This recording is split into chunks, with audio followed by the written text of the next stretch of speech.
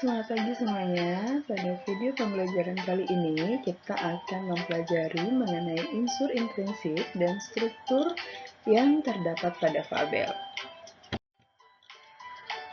Yang pertama, kita akan membahas mengenai unsur intrinsik. Jadi, unsur intrinsik itu adalah unsur pembangun karya sastra yang berasal dari dalam karya itu sendiri. Jadi, fabel ini merupakan karya sastra yang berbentuk prosa atau cerita, sehingga ada unsur intrinsik yang membangun cerita fabel ini. Nah, tahukah kalian komponen apa saja yang termasuk ke dalam unsur intrinsik? Unsur intrinsik terdiri dari 6-7 komponen. Sekarang kita lihat satu persatu ya. Yang pertama ada tokoh, yang kedua latar, ketiga sudut pandang, yang keempat alur, kelima tema, keenam amanat, dan yang ketujuh ada juga yang menyebut gaya bahasa termasuk ke dalam unsur intrinsik. Tetapi gaya bahasa ini akan kita bahas di video tersendiri nanti. Jadi pada video kali ini kita hanya akan membahas 6 unsur intrinsik. Sekarang kita akan lihat satu persatu pengertian dari masing-masing unsur intrinsik ini. Yang pertama adalah tokoh. Tokoh adalah peran yang ada dalam suatu cerita dan gambaran karakter atau wataknya. Tokoh ada 3 jenis. Yang pertama ada tokoh protagonis, tokoh antagonis, dan tokoh tritagonis. Nah, tokoh protagonis adalah tokoh utama dalam suatu karya sastra. Jadi dia menjadi peran utama dalam karya sastra tersebut atau biasanya digambarkan dengan watak peran yang baik. Kemudian tokoh antagonis adalah tokoh penentang atau yang berseberangan dengan tokoh protagonis. Nah, jadi antagonis ini adalah penentang dari tokoh utama dan biasanya diperankan dengan watak yang sebaliknya dari tokoh protagonis, yaitu watak yang tidak baik. Kemudian tokoh tritagonis adalah tokoh yang netral dalam suatu karya sastra. Jadi dia ini bersifat sebagai penengah, tidak memihak kepada tokoh protagonis maupun tokoh antagonis. Selanjutnya adalah latar. Latar adalah keterangan tentang waktu, tempat, dan suasana terjadinya cerita dalam sebuah karya sastra. Jadi ada 3 poin yang dibahas dalam latar, yaitu waktu, tempat, dan suasana. Nah, latar ini berfungsi untuk menggambarkan sesuatu secara jelas terkait cerita tersebut. Yang ketiga ada sudut pandang. Sudut pandang adalah cara yang digunakan pengarang dalam bercerita, atau ada juga yang menyebutkan posisi pengarang dalam cerita tersebut. Sudut pandang dibagi menjadi 2. Yang pertama ada sudut pandang orang pertama, yang kedua sudut pandang orang ketiga. Sudut pandang orang pertama, jika pengarang seolah-olah ada di dalam cerita yang ditulisnya, maka menggunakan kata aku atau saya. Jadi sudut pandang orang pertama ini ketika pengarang menjadi peran utama atau ikut berperan langsung dalam cerita tersebut. Cirinya adalah menggunakan kata aku atau saya. Sedangkan sudut pandang orang ketiga jika pengarang berada di luar cerita atau seolah menjadi dalam pencerita. Jadi cirinya menggunakan kata ia, dia, mereka, atau bahkan nama tokohnya langsung. Unsur yang keempat adalah alur. Alur adalah rangkaian terjadinya peristiwa dalam cerita dari awal sampai akhir. Alur ada 3 jenis. Yang pertama ada alur maju, kedua alur mundur, dan yang ketiga alur campuran. Alur maju disebut juga dengan progresif. Jadi cerita disajikan sesuai dengan urutan peristiwa dari awal sampai akhir. Sedangkan alur mundur disebut juga dengan sorot balik. Jadi cerita disajikan dengan menoleh ke belakang. Dan alur campuran adalah perpaduan antara alur maju dan alur mundur. Jadi ceritanya disajikan meloncat-loncat antara masa lalu dan masa kini. Yang berikutnya adalah tema. Nah, setiap cerita atau teks tentu saja memiliki tema, karena tema ini merupakan gagasan utama yang mendasari cerita. Tema dapat ditemukan dari kalimat kunci yang diungkapkan tokoh atau penyimpulan keseluruhan peristiwa sebab akibat pada cerita. Yang terakhir adalah amanat.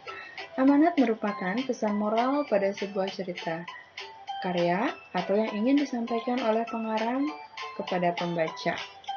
Nah, seperti penjelasan pada video sebelumnya, fabel merupakan cerita moral karena ada pesan moral yang disampaikan pengarang dalam cerita tersebut. Jadi pesan moral itu kita sebut dengan amanat.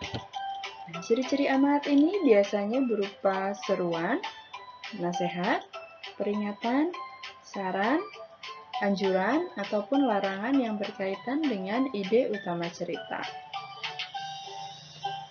Selanjutnya kita akan membahas mengenai struktur pada fabel. Nah, seperti teks pada umumnya, fabel juga memiliki struktur yang terdiri dari orientasi, komplikasi, resolusi, dan koda. Yang pertama adalah orientasi. Orientasi merupakan bagian awal dari sebuah cerita yang berisi pengenalan tokoh dan latar. Contoh orientasi, pada suatu hari di sebuah hutan ada seekor kancil yang sedang mengejek siput karena jalannya yang sangat lambat. Dengan kesal hati, si siput pun menantang kancil untuk lomba lari karena ia tidak mau dianggap sebagai hewan yang berjalannya lama.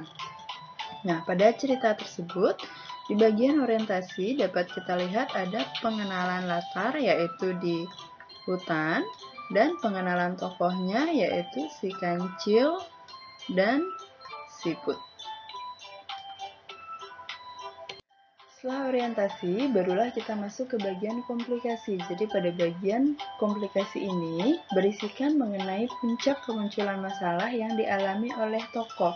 Atau dalam bagian komplikasi ini biasanya terjadi konflik yang dialami oleh para tokoh. Contoh komplikasi, Kancil pun menerima tantangan tersebut. Lomba pun dimulai. Awalnya, seperti dugaan hewan-hewan lainnya sebagai penonton, bahwa Kancillah yang akan memenangkan pertarungan ini. Tetapi hal tersebut salah. Ternyata, yang memenangkan pertandingan itu adalah si siput. Kancil yang cerdik itu merasa curiga. Ternyata, siput menggunakan trik agar si kancil kalah. Ia mengajak seluruh siput untuk mengikuti lomba. Siput-siput itu bersembunyi berbaris di balik semak-semak, agar ketika si kancil memanggil, siput selalu berada di depannya hingga pertandingan selesai. Nah, jadi pada bagian komplikasi ini, di cerita tersebut, terlihat dari kancil yang mulai curiga kepada siput karena dia dapat memenangkan pertandingan. Jadi tidak sesuai dengan kondisi siput yang berjalan lama dibandingkan dengan kancil yang dapat berlari tepat. Sehingga terjadilah konflik antara si kancil dan si siput. Selanjutnya adalah bagian resolusi yang berisikan penyelesaian masalah yang dialami dan dirasakan oleh tokoh. Contohnya, tapi hal tersebut berhasil dibongkar oleh Kancil saat di garis akhir. Akhirnya, siput jujur dan mengakui kesalahannya, hingga mereka berdua saling memaafkan. Jadi penyelesaian masalah di sini, siput mengakui kesalahannya terhadap Kancil, sehingga Kancil dan siput pun akhirnya saling memaafkan. Struktur yang terakhir adalah koda. Koda adalah bagian terakhir dari cerita yang berisikan pesan moral atau amanat yang terdapat di dalam cerita fabel itu sendiri. Tetapi kalau kalian ingat, penjelasan pada video sebelumnya ada dua jenis koda, yaitu koda yang ditampilkan secara eksplisit oleh pengarang, ada juga yang secara implisit. Jadi, kalau secara eksplisit itu amanatnya tertulis langsung dalam cerita. Sedangkan yang implisit itu adalah pembaca atau pendengar harus menyimpulkan sendiri amanat dari cerita tersebut. Nah, contoh koda dari cerita Kancilan Siput itu, kita bisa belajar tentang nilai kejujuran, sportivitas, dan kelapangan dada untuk memaafkan. Sekian pembahasan kita pada video kali ini mengenai unsur intrinsik dan struktur yang terdapat dalam fabel. Semoga video ini dapat bermanfaat untuk kalian. Terima kasih dan tetap semangat.